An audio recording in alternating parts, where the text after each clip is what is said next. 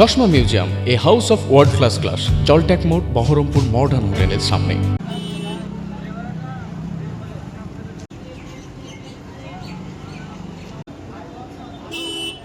আমাদের কাছে কালকে হঠাৎ 5:30 নাগাদ সন্ধ্যাবেলায় আমাদের হোয়াটসঅ্যাপে গ্রুপে দিয়ে দিল যে তোমরা কাল থেকে কাজে আসবে না। আমাদের কাছে কোনো আলোচনা নেই, কোনো আমাকে নিয়ে সুপার বসেনি, কোনো আলোচনা নেই। হঠাৎ আমরা প্রায় দীর্ঘ 10 থেকে 12 বছর ধরে আমি কাজ করছি, মাইনরিটিতে কাজ করি, আমি অন্য কোথাও কাজ করি না। এইভাবেই আমার সংসার চলছিল। হঠাৎ সুপার বললো কাল থেকে আসতে হবে। এই বয়সে আমি কোথায় যাব, আমি সেটাই সুপারের কাছে আমি জানতে চাই। আমি এই বয়সে কী কাজ করে খাবো? এতদিন কাজ করছি, কম পয়সায় কাজ করছিলেন? কম পয়সায় কাজ করি। করোনার সময় আমাদের একটা 50 পর্যন্ত দেয়নি, তাও আমরা ওপেন সেইভাবে কাজ করেছি। তখন আমাকে সুপার বলতে পারতো তো এই মুহূর্তে তোমাকে কাজ করতে হবে না, তোমরা বেরিয়ে যাও।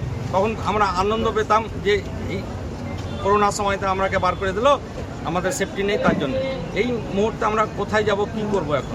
আমরা কোনো কিছু কারণ জানি না, দীর্ঘদিন আমরা এখানে কাজ করছি, তো আমাদের একটা ন্যূনতম বেতন দিয়ে কাজ করানো হয়।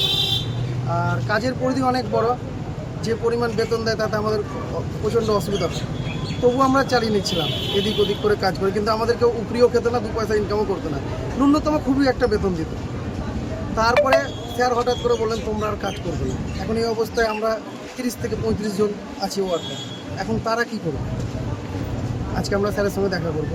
স্যার বলছে সিওমিচ অর্ডার করেছেন। এতদিন তো কিচ্ছু হলো না, হঠাৎ করে অর্ডার জারি হয়ে গেল।